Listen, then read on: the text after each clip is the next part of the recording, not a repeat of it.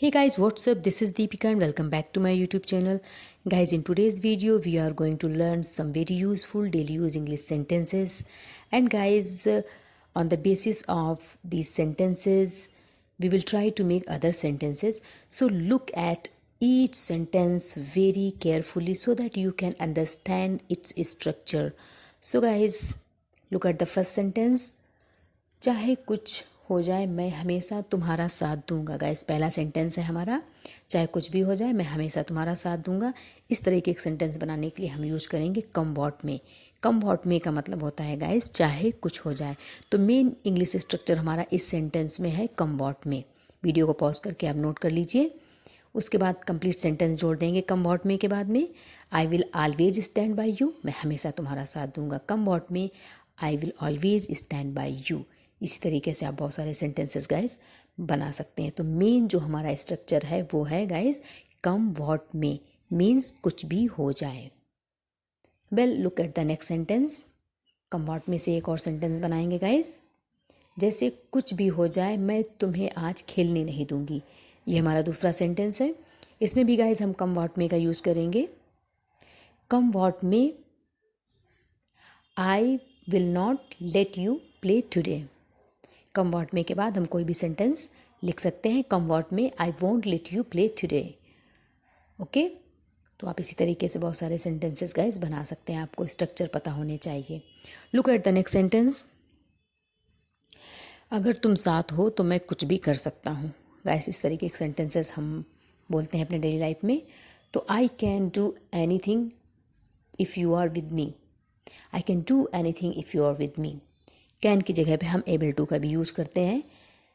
It means हो जाएगा I am able to do anything. Can का मतलब होता है कि एबिलिटी होना, एबल होना।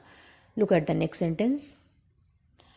अगर मैं समय पे ना आ जाती तो तुम मेरी सारी चाय पी जाती। गाइस, ऐसे बोलते हैं ना कि अगर मैं टाइम पे ना आती तो तुम सारी चाय पी जाती, सारी चाय ख़त्म कर जाती। तो कैसे बनाएंगे गाइस इस तरीके के sentences?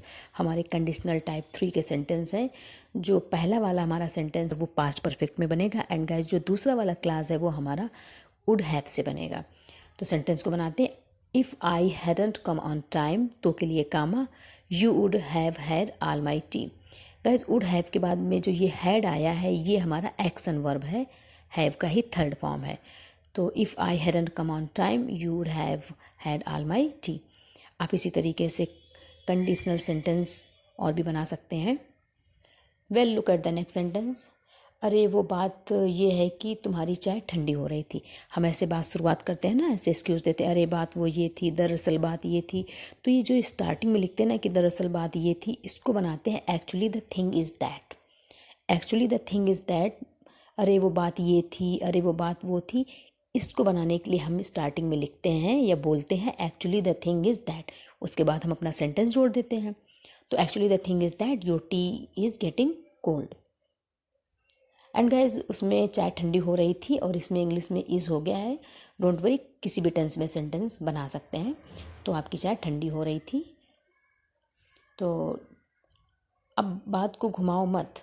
Don't twist the matter. अब बात को घुमाओ मत। चाय ठंडी हो रही थी, अब बात को घुमाओ मत, यानी कि now don't twist the matter. Look at the next sentence. I am fond of having T. Guys, fond of का मतलब होता है शौकीन होना। नाराज मत हो, डोंट गेट एंग्री। ऐसे बोलते हैं ना, don't get angry. Guys, get के बहुत सारे यूज़ होते हैं इंग्लिश में। यहाँ पे हम कुछ पॉजिटिव वर्ब, गेट का as a positive verb use करके सेंटेंस बनाएंगे। एंड गेट से हमने और भी वीडियो बनाए हैं गाइस। चलिए देखते हैं गेट का सेंटेंस कैसे बनेगा।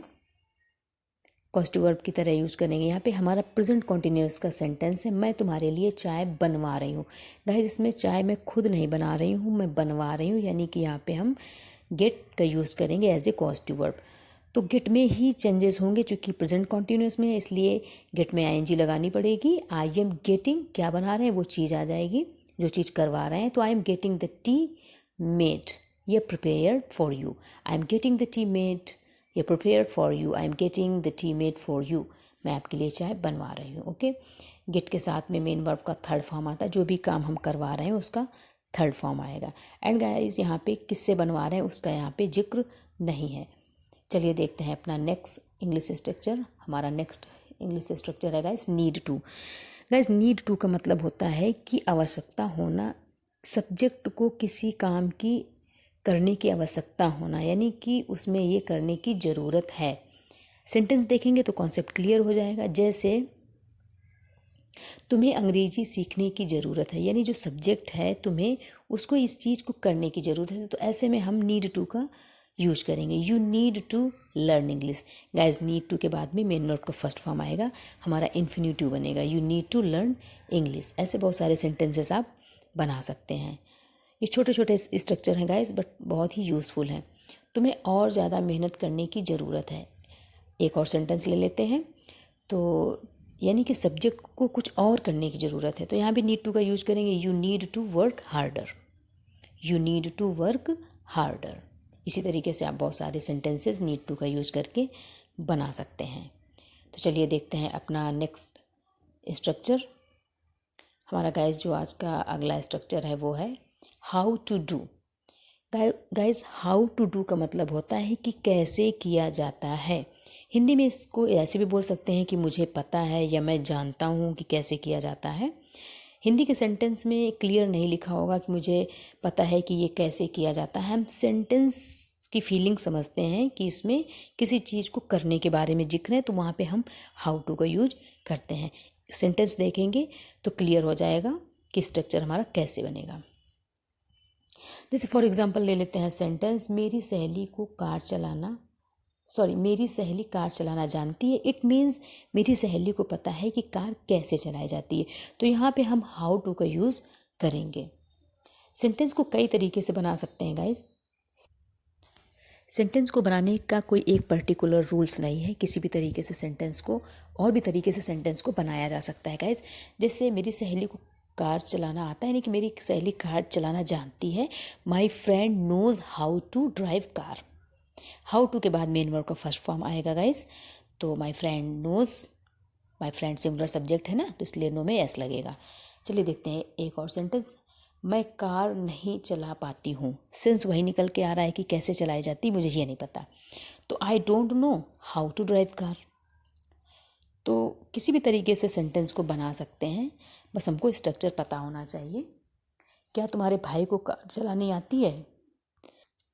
ये हमारा फर्स्ट टाइप इंट्रोगेटिव सेंटेंस है, क्या तुम्हारे भाई को कार चलानी आती है। मतलब वही हुआ कि क्या तुम्हारे भाई को पता है कि कैसे कार चलाई जाती है। यहाँ भी हम हाउ टू का यूज़ करेंगे। तो does your brother know, question mark लगाएंगे लिखने में, does your brother know how to drive car.